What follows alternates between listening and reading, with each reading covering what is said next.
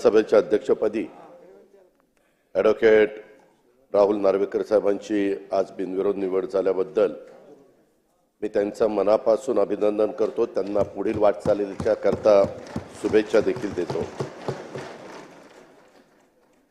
त्यांची बिनविरोध निवड होण्यापाठीमागचं कारण म्हणजे त्यांच्यामध्ये नेतृत्व गुणांची, कार्यक्षमतेची आणि त्यांच्या अनुभवाची ही पोचपावती आहे असं म्हटलं तर काही चुकीचं ठरेल असं मला वाटत नाही।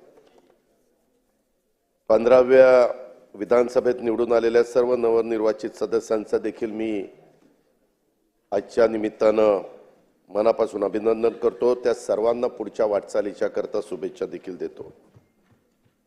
अध्यक्ष महोदय, खरं तर सभागृहाचे नेते देवेंद्रजींनी आणि उपमुख्यमंत्री एकनाथराव शिंदे साहेबांनी आपल्याबद्दल खूप काही त्या ठिकाणी सांगितलं। मला आठवतं राजकीय जीवनामध्ये जी 35 वर्षापूर्वी मी सुरुवात केली आणि त्यावेळेस आम्ही सभागृहामध्ये जयंत पाटील, आर पाटील, मी, दिलीप वळसे पाटील असे आम्ही 4-5 लोक 90च्या बॅचचे आलो आणि तेव्हापासून काम करत असताना मी नेहमी एक बघितलं की राज्यामध्ये वेगवेगळ्या भागामध्ये चांगले कार्यकर्ते आपल्यातनं पण तयार करायचे आणि दुसरे पण त्या ठिकाणी आपल्याकडे कसे येतील त्या ठिकाणी पाहायचं। तुमच्या राजकीय जीवनाला सुरुवात झाली त्यावेळेस तुम्ही शिवसेनेमध्ये होता। प्रवक्ता म्हणून तुमचं कामकाज आम्ही टीव्हीवर बघायचो, इतर ठिकाणी ऐकायचो आणि त्याच्यातनं एक दिवस मी आपल्याला म्हणालो की राहुलजी, आपल्याला पटो किंवा न पटो, एक लोकसभेची जागा आहे, तिथं आपण उभं राहा। तुम्ही जरा नाही म्हणत होता, परंतु मी फार आग्रह केला। वास्तविक त्यावेळेस मोदी साहेबांची लाट होती आणि त्या लाटेमध्ये मी म्हणणारे सगळे पराभूत झाले। परंतु तेव्हा मी आपल्याला असाही शब्द दिलेला होता की जर अपयश आलं तर तुम्हाला विधिमंडळामध्ये निश्चितपणे प्रतिनिधित्व देण्याची जबाबदारी आम्ही लोक घेऊ आणि तशा पद्धतीने जबाबदारी वरच्या सभागृहामध्ये तुम्ही त्या ठिकाणी पार पाडली। ही तुमची ह्या विधिमंडळातली सुरुवात। विधान परिषदेमध्ये आपण उत्तम काम करत होता। आपली वकिली अतिशय चांगल्या पद्धतीने प्रख्यात वकील म्हणून तुमची ओळख, अभ्यास मी त्या ठिकाणी पाहायचो। नंतरच्या काळामध्ये माझं जसं लक्ष असं असायचं तसंच लक्ष आमच्या आत्ताचे मुख्यमंत्री त्यांचंही असतं आणि मी तुम्हाला तिकडनं इकडे आणलं, त्यांनी मला माझ्याकडनं त्यांच्याकडे घेऊन गेले आणि कुलाब्यातनं तुम्हाला उमेदवारी दिली। कुलाब्यात तुम्ही चांगल्या मताधिक्याने विजयी झाला। तसं बघितलं तर त्या मतदारसंघाची आत्ताच देवेंद्रजींनी साधारण ओळख सांगितली आणि तुमचं असणारं काम हे आम्ही सगळ्यांनी गेले काही दिवस बघतोय। पाठीमागच्या काळामध्ये आम्ही सरकारमध्ये असताना देवेंद्रजी ज्यावेळेस बोलायला उठायचे त्यावेळेस देवेंद्रजींच्या पाठीमागे बसून वेगवेगळ्या पद्धतीची माहिती, वेगवेगळ्या ह्याच्याबद्दल काही दाखले वेगवेगळे देण्याचा प्रयत्न देखील तुम्ही करायचा। अशा पद्धतीनं आम्ही सगळ्यांनी तुमचं काम बघितलंय। मागच्या वेळेस 2.5 वर्षांनी ज्यावेळेस एकनाथराव शिंदे साहेब राज्याचे मुख्यमंत्री झाले आणि त्यावेळेस तुम्हाला भारतीय जनता पक्षाच्यामुळं अध्यक्षपदाची संधी त्या ठिकाणी मिळाली। 2.5 वर्षापूर्वी विद्यमान उपमुख्यमंत्री एकनाथराव शिंदेंच्या नेतृत्वाखाली सरकार स्थापन झाल्यानंतर आपली निवड ही देवेंद्रजींनी आणि सगळ्या महायुतींनी केली आणि आज आपलं महाराष्ट्र विधानसभा ही देशाला दिशा देणारी विधानसभा आहे। या विधानसभेत जेव्हा कायदेशीर पेच प्रसंग उभा राहिला तेव्हा फक्त महाराष्ट्राचं लक्ष इथं नव्हतं, उभ्या भारताचं आणि विधिमंडळ जेवढी काही कामं करतात त्या सगळ्यांचं लक्ष तिथं होतं, कारण आपलं हे कायदेमंडळ आहे।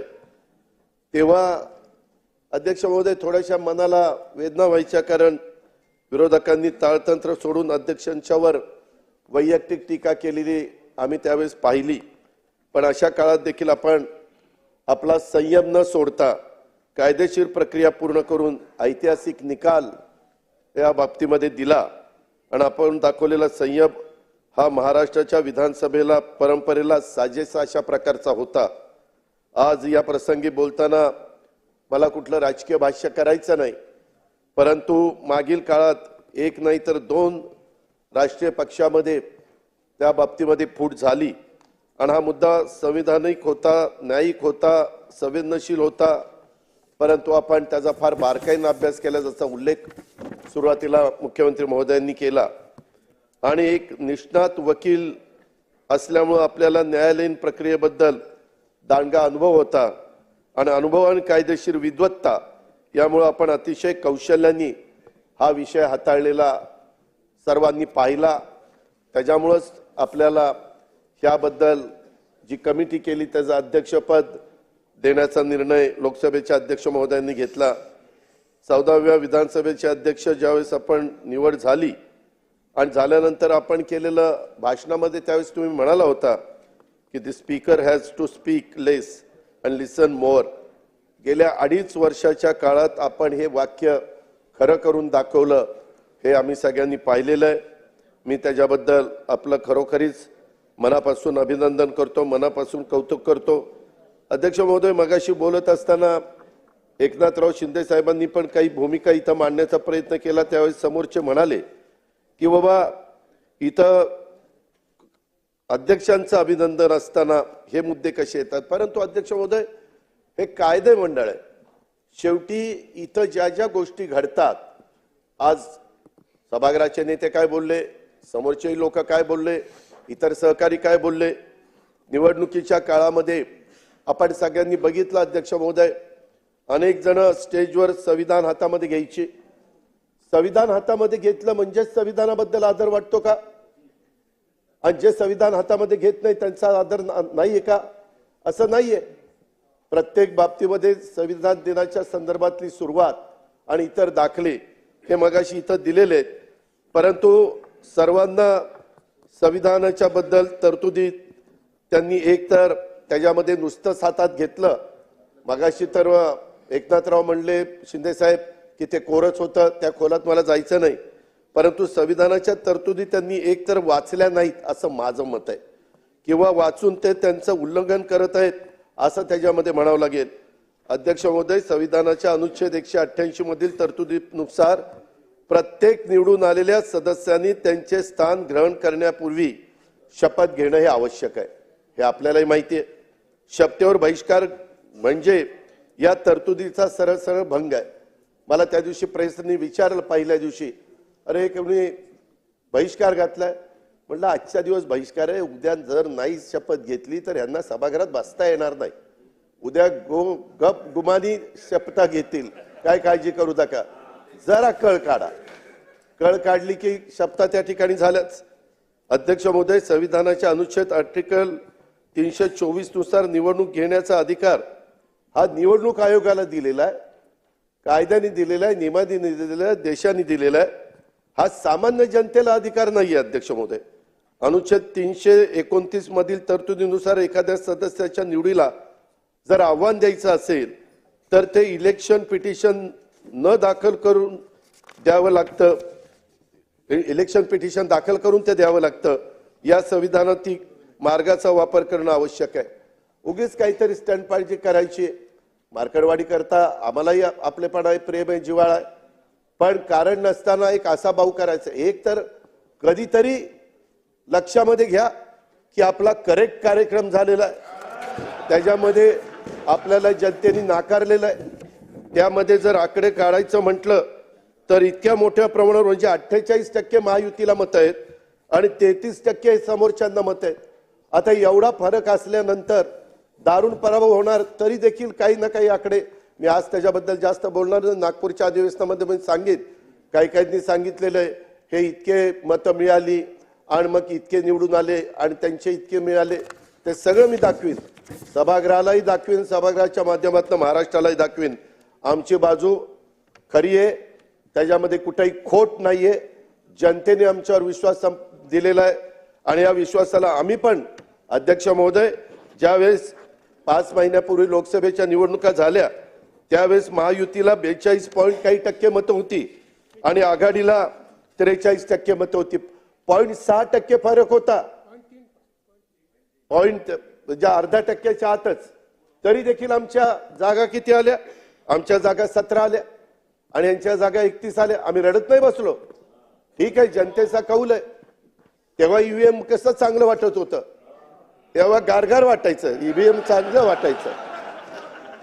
आणि आता गारगार वाटतंय का गरम वाटतंय ते तुमचं तुम्हीच बघा. अध्यक्ष महोदय, संविधानाच्या भाग 3 मध्ये तुमचं आमचं सर्वांचं नागरिक म्हणून मूलभूत हक्क नमूद केलेले आहेत. त्यात भाषण स्वातंत्र्य, इतरही अनेक स्वातंत्र्य आहेत. त्यात नमूद केलेले हक्क देणं शासनावर बंधनकारक आहे. त्यात कुठेही समांतरपणे पुन्हा निवडणूक घेण्याचा हक्क नाही.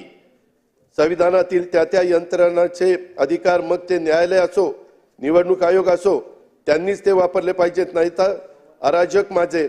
घटनेचे शिल्पकार डॉक्टर बाबासाहेब आंबेडकरांनी हे ओळखूनच प्रत्येकाचे अधिकार व अन्याय झाला तर न्यायासाठी प्रक्रिया ठरवून दिलेली आहे, तिचा वापर त्या ठिकाणी केला पाहिजे. त्या प्रकारे न्याय मागण्याचा प्रयत्न अध्यक्ष महोदय केला पाहिजे. आज आपण ज्या पदावर बसलेला आहेत, मला एका गोष्टीची जाणीव आहे की सभागृहामध्ये संख्या जर बघितली, अध्यक्ष महोदय 62ला म्हणतात की 222 समोर सत्ताधारी पक्षाचे होते आणि बाकीचे विरोधी पक्षाचे होते. महाराष्ट्राच्या इतिहासामध्ये पहिल्यांदा 288 जागा निवडून देत असताना 237 आमदार महायुतीचे निवडून आले. 237. अनेकांच्या लाटा आल्या, अनेकांच्या लाटा गेल्या, परंतु इतकं निर्विवादपणे बहुमत कुणालाही मिळालेलं नव्हतं. अरे मान्य करा, आता कुठंतरी डोळे उघडा.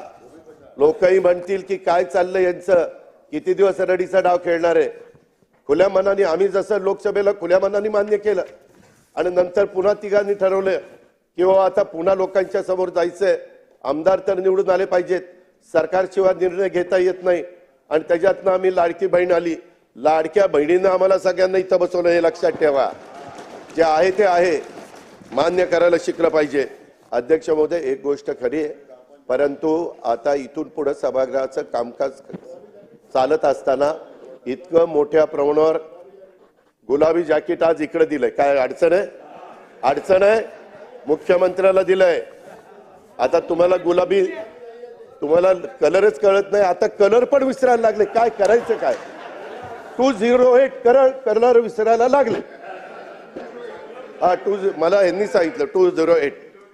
त्याच्यामुळे अध्यक्ष महोदय, आम्ही कुठली जॅकेट घालायची, काय घालायची ते आमचं आम्ही घालू ना.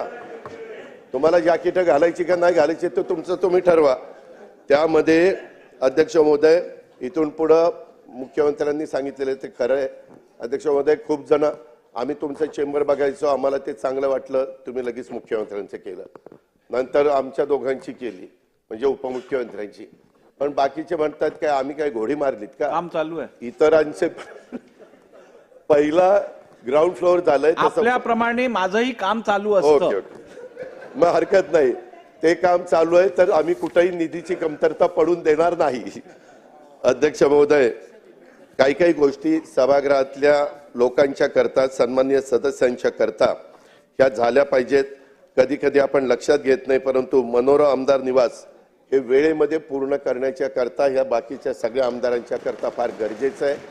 आपण अतिशय चांगला प्लॅन केलाय, त्याच्याबद्दल दुमत नाही अध्यक्ष महोदय, परंतु विक्रमी वेळेत ते पूर्ण व्हावं आणि लवकरात लवकर सगळ्या आमदारांना दोन्ही बाजूच्या चांगल्या दर्जाच्या निवासाची व्यवस्था त्या ठिकाणी व्हावी, अशा प्रकारची अपेक्षा मी या निमित्तानं या ठिकाणी करतो.